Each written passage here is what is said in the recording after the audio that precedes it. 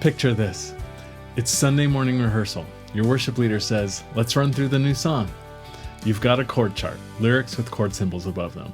You know these chords and you've practiced them. But here's the question. When exactly do you change from G to D? Is it on beat 1, beat 3, on the end of 2, somewhere in between? Everyone in the band is guessing.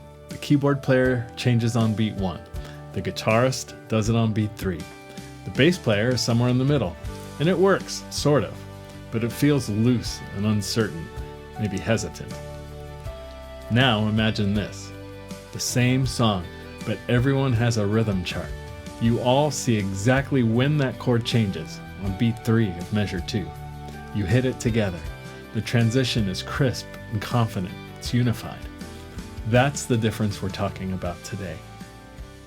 Hi, I'm Michael, and I've been playing in worship bands and leading worship teams for over 30 years. I've also taught hundreds of musicians, and I can tell you this. Learning to read rhythm charts was one of the most practical skills I ever developed. It didn't just make me a better player, it made me a better team member. Over the next several videos, I'm going to show you exactly how rhythm charts work and why they're a game changer for worship musicians like you. Let's start with why this matters. Many of us learned music using chord charts. They look like this. And don't get me wrong, they're helpful. They tell you what chords to play and roughly where in the song those chords happen. But here's what they don't tell you. They don't tell you the exact timing. Look at this line. It says to play a G chord somewhere around the word amazing and a C chord near the word sweet. But is that G on beat 1, on beat 2? Is the C on beat 3 or 4? Is it syncopated, hitting an offbeat? You have to already know the song to be able to figure it out. So what happens in rehearsal? You play it through once. The chords are in the ballpark, but the timing is off. You play it through a second time, and it's getting closer, but the bass and the guitar are still changing at different times. 3 times. The worship leader stops you and says, let's make sure we all hit that change together. Okay, so now 4 times. Better, but the bass is still coming in a beat early. 5 times.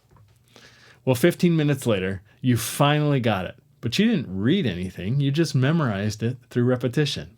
You learned it by ear, by trial and error. Now, multiply that by 4, 5, maybe 6 songs every week. That's hours of rehearsal time spent just figuring out when things happen. Hours of guessing, hours of stopping and starting, hours of uncertainty. There's got to be a better way.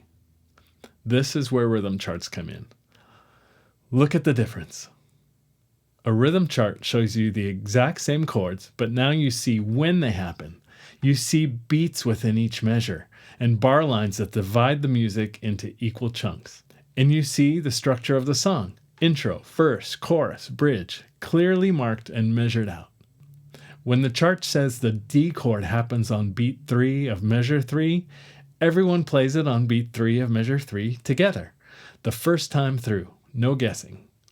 Let me break down exactly what rhythm charts do for you. Number 1, precise chord timing. Everyone changes chords at exactly the same moment. Your band sounds tight, professional, and unified. No more ragged chord changes. Number 2, clear song structure. You can see the whole roadmap. 4 bars of intro, verse 1 starts here, chorus is 16 bars, the bridge comes after the second chorus. No more, wait, are we in verse 2 or the chorus? Number 3, specific rhythm hits. When the whole band needs to play a specific rhythm together, boom, rest, boom, rest. It's written right there. Those signature riffs and rhythmic figures that make the song recognizable. You can see them and play them together the first time. Number 4, faster rehearsals. Now this is huge. You can cut your rehearsal time in half or more. You're not learning by trial and error anymore. You're reading. The first time through, you've already got 80% there. The second time through, you've nailed it. And here's the beautiful thing. Rhythm charts don't require you to be a classically trained sight reader. You're not reading complex melodies or intricate note sequences.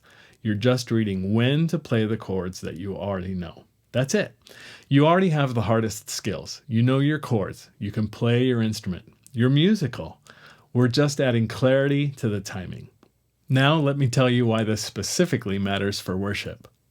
Musical unity supports congregational singing. When your band is locked in together, when transitions are crisp, when everyone's playing the same rhythm at the same time, the congregation feels that confidence. They can lean into the music and focus on worship, not on wondering what's happening with the band. Excellence in preparation honors God and serves people. When you show up to rehearsal prepared, having studied your charts and knowing your parts, you're saying this matters, this calling matters, these people matter. God deserves my best effort. And when the music is tight, when transitions are smooth, and when the band is unified, there are fewer distractions. The congregation isn't pulled out of the moment by a musical train wreck.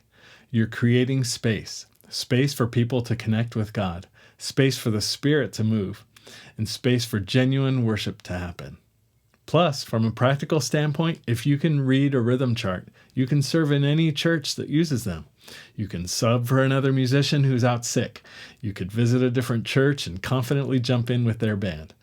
It's a universal language in the musical community. Over the next series of videos, I'm going to teach you everything you need to read rhythm charts confidently.